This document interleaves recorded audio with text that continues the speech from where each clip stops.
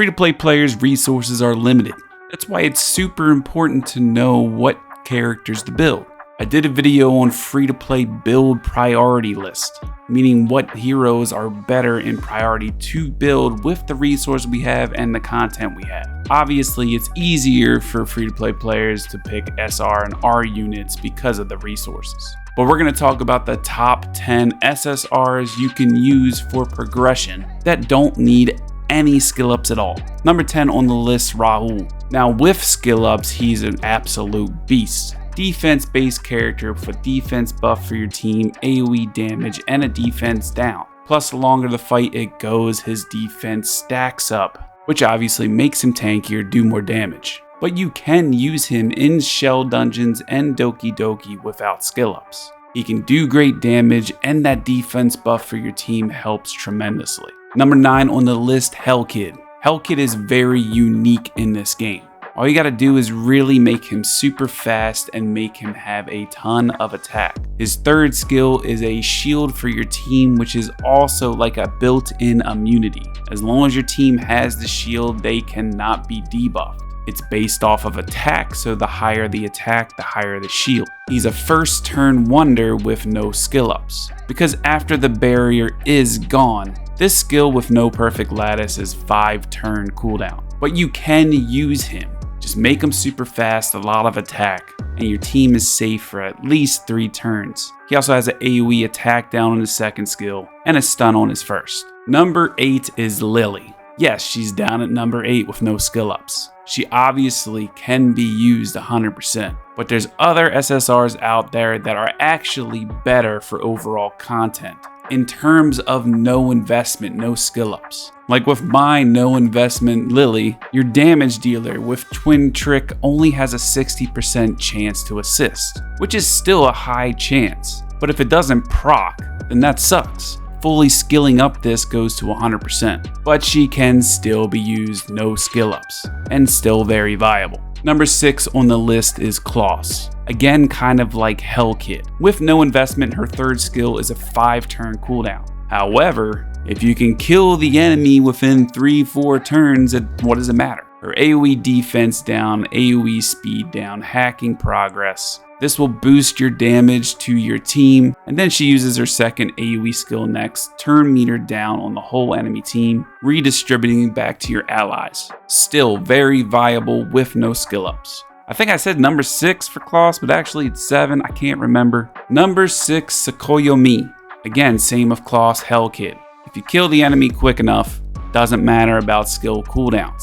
Her third skill increases the turn meter of one single ally and giving the whole team attack and speed buff. Like first turn, when everyone's turn meter is already like middle of the pack or high, you don't need that 100% turn meter yet. So this will still work to boost your damage dealer up to go next, giving them attack, speed buff, and then blowing crap up. And then her second skill, AoE damage, but reducing all Animus and Shell skill cooldowns for all allies. Very viable to kill enemies quickly, with no investment. Number 5, Banton. You make her super fast. You give attack buff, crit damage buff to your whole team, plus the Underworld Flower in case someone dies. This is for your speed clear kind of teams. Then her second skill, either revive or increasing the turn meter of your ally, reducing their skill cooldowns. Even endgame, you can just use her for these speed clears with no skill ups. Number 4, Heinrich. A Dark Animus can take him anywhere. The ability to remove buffs on every single turn because of his passive. Also the damage amplifier with last words and buff block. Yes, skill ups would tremendously make him better, but to get the job done, you don't need them. You can still get it with no skill ups. Number 3 on the list, fuck you, Moonlight Veil is tremendously good. Putting skill ups in her first skill and her third skill, yeah, would be great.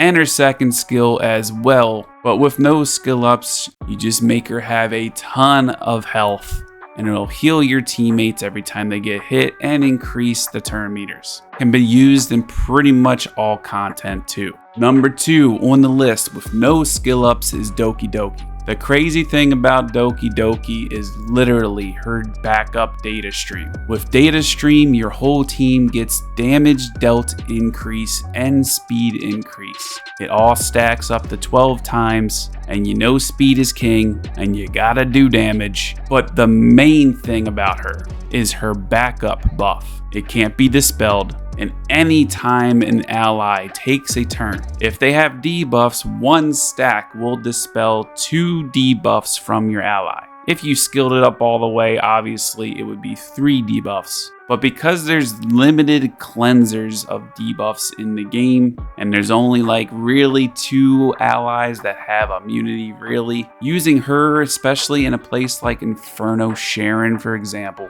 makes her so valuable just with the backup buff. Not only that, get her with Sakoyomi. It's probably the best wombo combo for 2 supports in the game. Now the best SSR to use with no investment, no skill ups at R, and pretty much the majority of content, that is Freya. I use her all the time. AoE attack buff, AoE enemy nightmare, which makes the enemy take more damage. Not only that, her passive. When enemies take debuffs, their turn meter gets decreased. When your team gets buffs, your turn meters go up. So on this first skill alone, your team gets an attack buff and turn meter increase. And at the same time, the enemy takes a debuff of Nightmare, which decreases their turn meter, and applies Nightmare, which makes them take more damage. I know I said 4, but literally it's like 6 to 8 things. And then on second turn, you have an AoE defense buff and a chance to apply Dreamweave, which if they have this buff, if they're inflicted with a debuff, it will automatically remove it.